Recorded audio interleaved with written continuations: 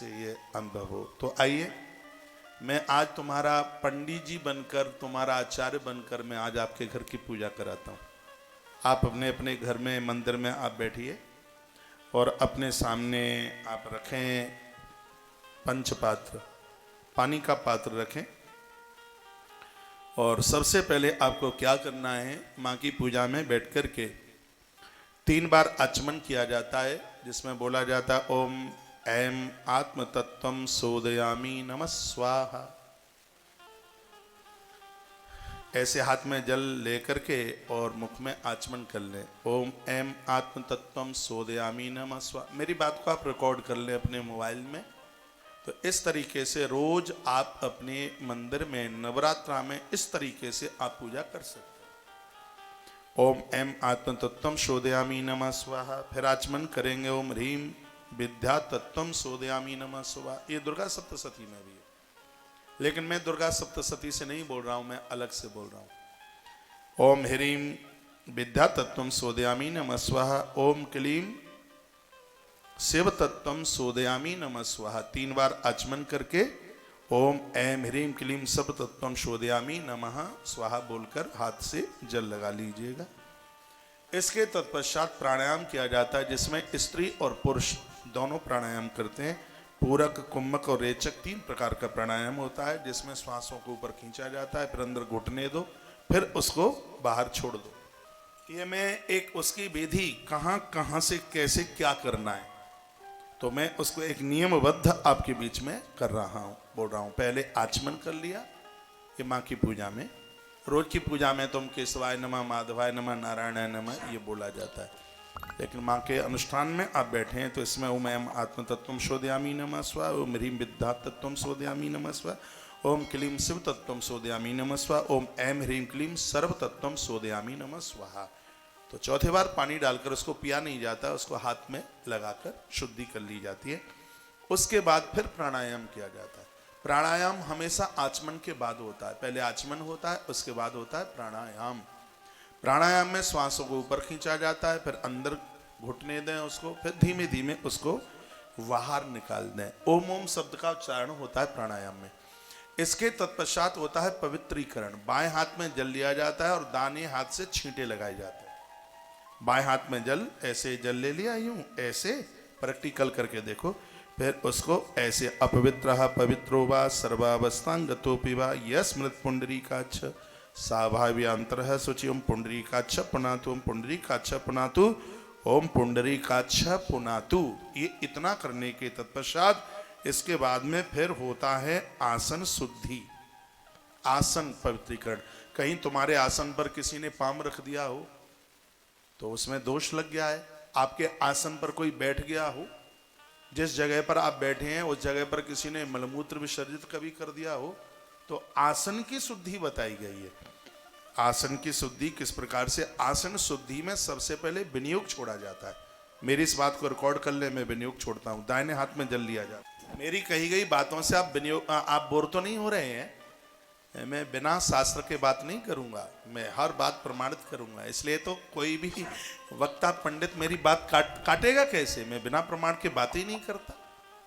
तो दाहिने हाथ में जल लिया जाता है और आसन शुद्धि में सबसे पहले विनियोग छोड़ा जाता है। उसमें कच्छप भगवान का नाम लिया जाता है। भगवान कच्छप ही तो धरती को पीठ के ऊपर रखे हैं। देखो क्या इसका विनियोग है, मैं बोल रहा हूं, निवेदन कर रहा हूं।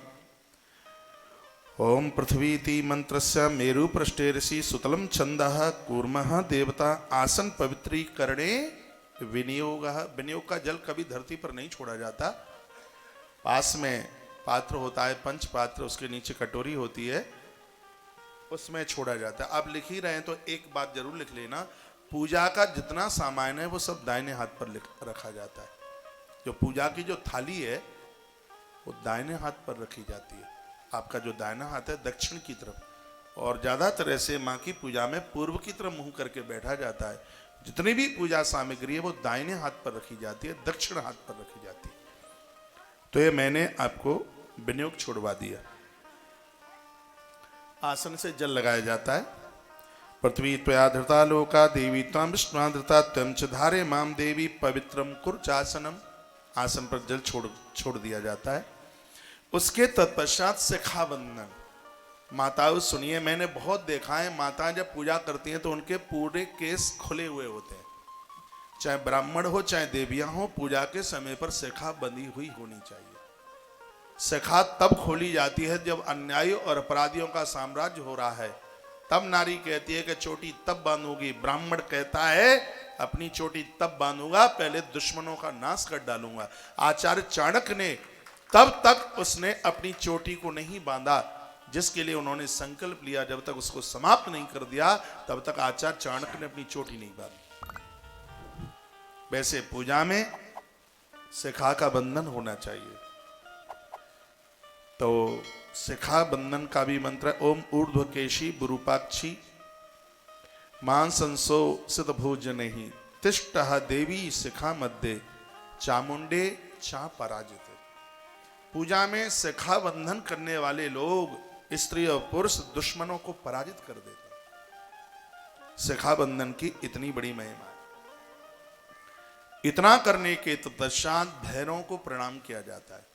माता रानी का प्रमुख गढ़ है ना, जैसे राम जी के हनुमान है, तो वह भैरवों को ओम तीक्ष्णा इष्टम महाकाया काव्यान्नस्तनोपसह भैरवाय नमस्तुभ्यम अनुज्ञाम दातुमर्हसि।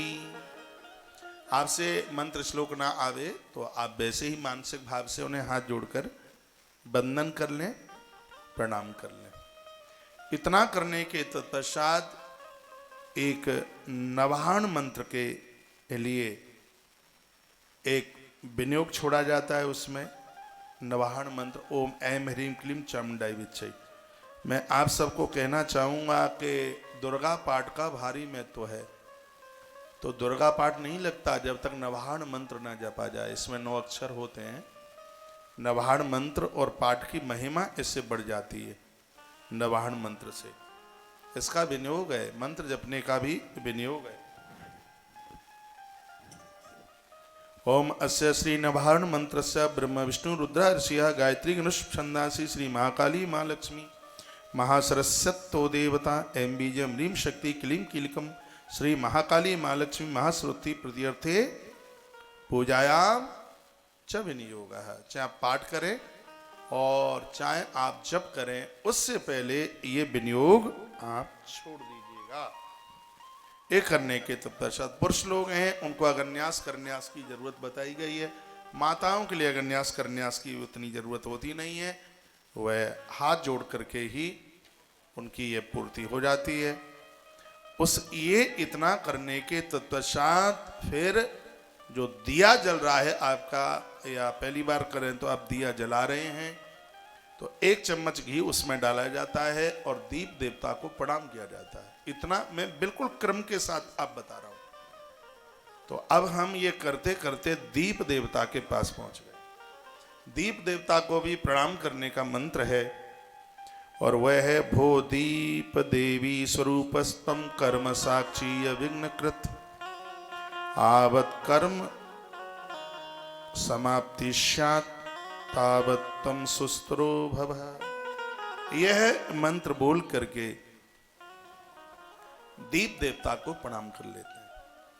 उसके तत्पश्चात एक 50-100 ग्राम जल रोजाना जो आपने कलश भरा हुआ है उसमें थोड़ा जल डालते हैं। हाँ, कलश में थोड़ा जल, वो नारियल थोड़ा सा उठाओ और थोड़ा सा जल उसमें रोज डाल दो। उसका भी मंत्र है कलशस्य मुखे विष्णु कंठे रुद्र समास्तता मूले स्तो। ये भगवान कलश देव में, कलश देवता में सभी देवता, सभी नदियां आके विराजित हो जाती हैं। तो कलश देवता को हम बंदन करते हैं, पूजन करते हैं। कलश देवता को पूजन करने के बाद शंख की पूजा होती है। इसमें ये मैं जो नवरात्रा का जो एक विधान है उसी तरीके से मैं आपसे बात कर रहा हूं। ज्योत का पूजन हो गया, उसके बाद कलश का पूजन हो गया, उसके बाद पूजा होती है शंख की। शंख का पूजन होता है, उसमें भी वंदन होता है, प्रणाम होता है। कलश के जो आपने जो कलश भरा है उसमें से थोड़ा सा जल लें और उसको शंख में भर दें। शंख में उसके ऊपर, एक बार फिर कह रहा हूं, कलश का जल निकाल करके शंख में भर दें। और फिर क्या करना है, शंख में जल भर के उसके ऊपर रोली लगाइए, उसके ऊपर चंदन लगाइए, उसके ऊपर गंध अक्षत ये लगाइए। ओम अग्नि ऋषि पंचमान पांचजन्य पुरोहितः तमीपहे महामयम। तदनंतर निम्न मंत्र से त्वम पुरा सागरोत्पन्नम विष्णुआम विद्रुतक करे निर्मता सर्वदेवस्य पांचजन्यः नमस्तुते। ऐसा कहकर माता रानी के बाहें चरण के नाखून के पास कलश रख दिया जाता है। जो भी आपने तस्वीर माँ की लगाई है और माँ के वहीं चरण की तरफ उस शंख को पांचजन शंख का रूप दे करके माँ के चरण की तरफ पूजन करके इस शंख को रख दिया जाता है। ये शंख पूजन हो गया। शंख पूजन के बाद फिर होता है घंटा पूजन, जो घंटारी आप बजाते हैं पूजा में, फिर उसकी पूजा होती है। ओम आगामार्थम तो देवानाम गमनार्थम तो रक्षमाम घंटानादम प्रकुर्वीत सर्वकामार्थ सिद्धये। आरती पूजा पाठ में घंट की पूजा करने से सभी कार्यों में सिद्धि मिल जाती है। आरती पूरी नहीं होती घंटी के बिना। जो घंटी आप बजाते हैं इसको रोज धोया करो, रोज इसमें मिट्टी लगा करके रोज साफ किया करो। कुछ चीजें हैं, पंचपात्र रोज साफ होता है, रोज धोया जाता है, शंख रोज धोया जाता है, पूजा के बर्तन रोज धोए जाते हैं ये, और ये घंटरिया इसको भी रोज धोया जाता है। तो इसमें रोजाना चंदन लगाया जाता है। जैसे ही घंटा ऊपर या तो गरुण बने होंगे या नंदी बने होंगे, तो गरुण घंट बहुत बढ़िया है। गरुण घंट ऐसा है, किसी भी देवी देवता के पूजा के मंदिर में आप गरुण घंटी को रख सकते हैं। तो उसको पीताम्बरी से या नींबू से उसको रोज साफ कीजिए। बहुतों के तो इतने गंदीले होते हैं उनकी शक्ल ही दिखाई नहीं देती। पूजा के कुछ बर्तन हैं जिनको नित्य साफ सुथरा करने की आवश्यकता है। तो यह घंट की पूजा हो गई है। और उसके तत्पश्चात अब यह करने के तत्पश्चात छोटी प्रतिमा है माँ की, तो माँ को स्नान कराइए। माँ को स्नान कराने की सबसे पहले तो माँ को आवाहन कीजिए। हाथ में फूल ले लें, हाथ में चावल ले लें और माँ का आवाहन करें। ओम हिरण्यवर्णाम हरिणीम सौवर्णारजतस्रजाम चंद्राम हिरण्मयी लक्ष्मीम जात वेदोम आवह। चाहे सरस्वती माता हो, चाहे दुर्गा माता हो और चाहे लक्ष्मी माता हो, श्री सूक्त से सभी देवतियां अति प्रसन्न होती। ये मैंने श्री सूक्त का एक मंत्र अभी आपके बीच में बोल दिया। मैं क्रम बता रहा हूं। पूजा आप करते रहें, अपना मोबाइल चालू रख दें, आप पूजा करते रहिए और हम बोलते रहेंगे उसमें। हाँ? तो ये सब पूजा घंटनाद वगैरह सबकी पूजा करने के बाद अब माँ की प्रतिमा की पूजा हम कर रहे हैं, जिसमें सबसे पहले माँ का आवाहन कर रहे हैं। और आवाहन हाथ में चावल और फूल लेकर ऐसे। पूजा में हमेशा बायां हाथ नीचे होता है और दायां हाथ ऊपर होता है। पति पत्नी दोनों पूजा में बैठे हैं तो माताओं को अलग से कुछ भी लेने की जरूरत नहीं पड़ती। वो पति की कोहनी के नीचे अपना हाथ लगा लेती। मैं तो आपको वो बातें बता रहा हूं कि आपको जन्मपत्रियां ले लेकर के कहीं घूमना ही ना पड़े और आप सब समाधान अपने आप कर लें, सब ठीक हो जाएगा। इस कलयुग में मूर्ति पूजा की भारी महिमा है, बहुत ज्यादा। और युगों में ध्यान से ईश्वर को प्राप्त किया जाता था, इस कलयुग में मूर्ति पूजा से परमात्मा को अपना बना लिया जाता है। बोलो भक्तवत्सल भगवान की जय हो।